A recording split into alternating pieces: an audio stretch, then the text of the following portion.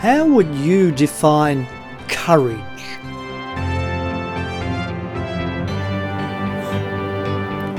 I've just had a recent experience of losing my mother, and courage. She had enough courage for 3 years to actually drive through all her pain and her suffering to stay in this world for us. She didn't want to give up, and she had God on her side. And I class that as courage, being able to stay on this earth with the family, as being one. And she was the head of our household, and I find that extraordinary, the amount of courage that she had to keep going. Because I think, fear is probably the great one enemy that we all do have to battle against, because it can stop us doing things which are worthwhile and stop us reaching goals or important destinations in life.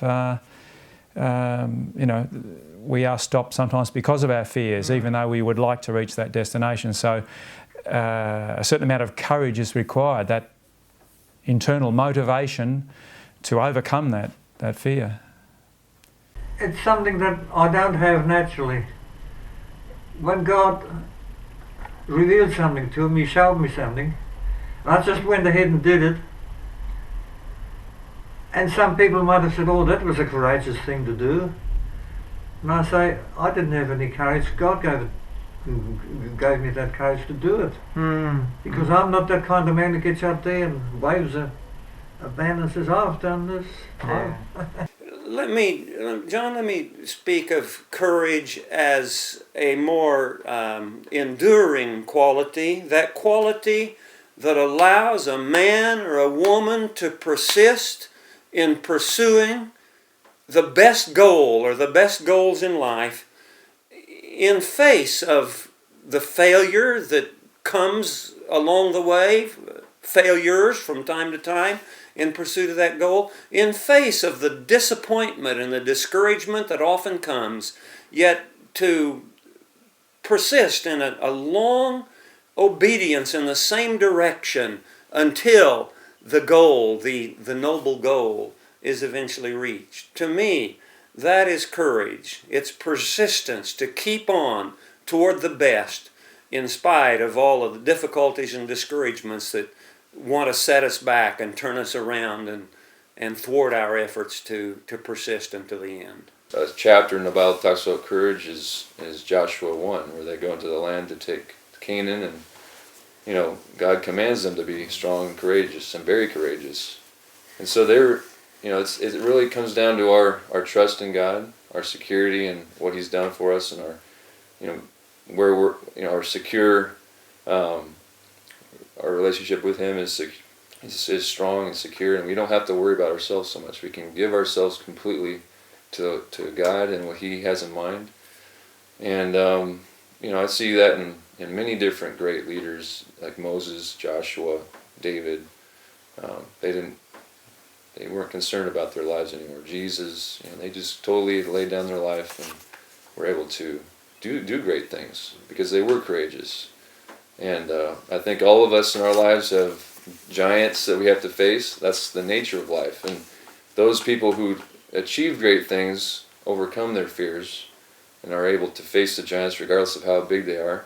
And sometimes maybe we don't know all the details at first, but at least God is in control, and we can let Him give us the words of wisdom through prayer, through the scriptures, through the people around us, and bit by bit we work our way forward sometimes. And sometimes some of the things we deal with are a lifelong a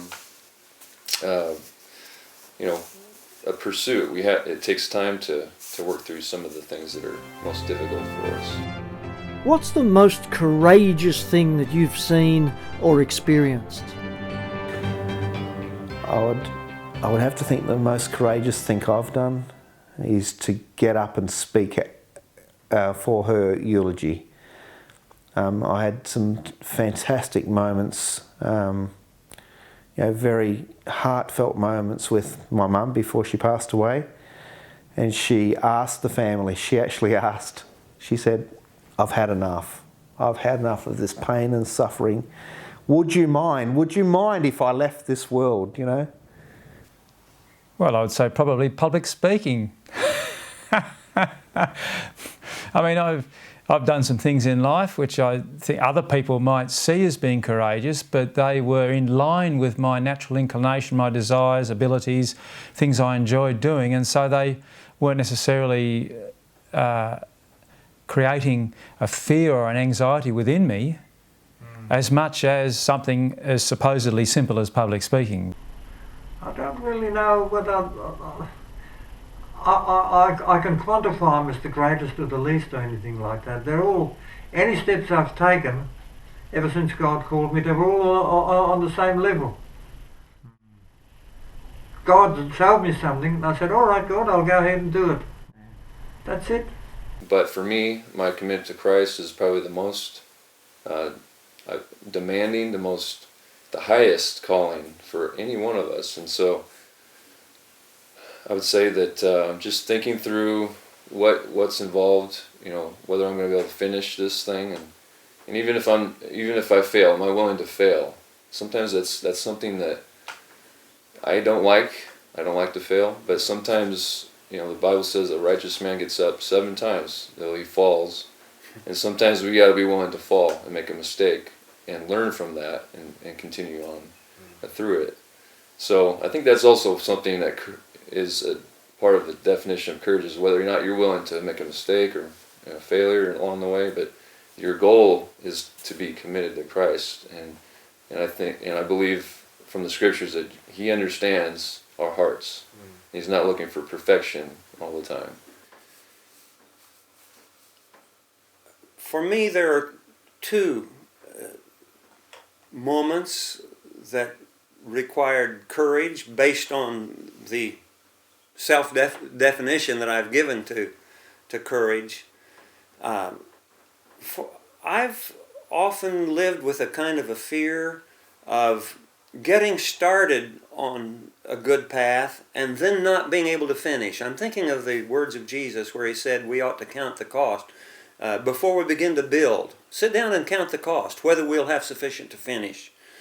And to me, I've feared, or I've been apprehensive about being embarrassed about starting something worthwhile on a great goal and then only making it halfway and having to admit I can't go on. So, to answer your question specifically, the moment of baptism, when I committed to Christ as a young adult to follow on with Him the rest of my life, and having in my mind that nagging doubt, will I be able to complete what I start in walking with the Lord?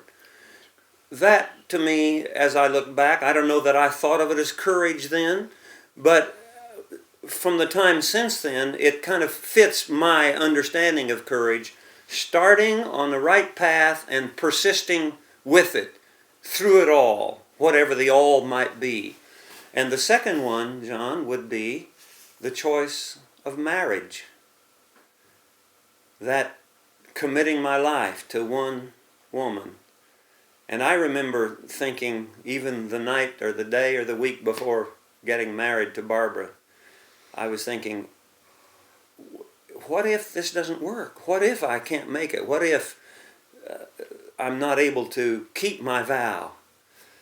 But by the grace of God, both my commitment to Christ, first His commitment to me, that's preliminary, of course, but based on that, my commitment to follow Him and my commitment to be faithful to one wife, by the grace of God, I've been able to walk in keeping with those vows. And if I don't consider myself to be a highly courageous man, but if I have had any courage, maybe it's in those 2 areas, to keep those vows that I've made to my Lord and to my spouse.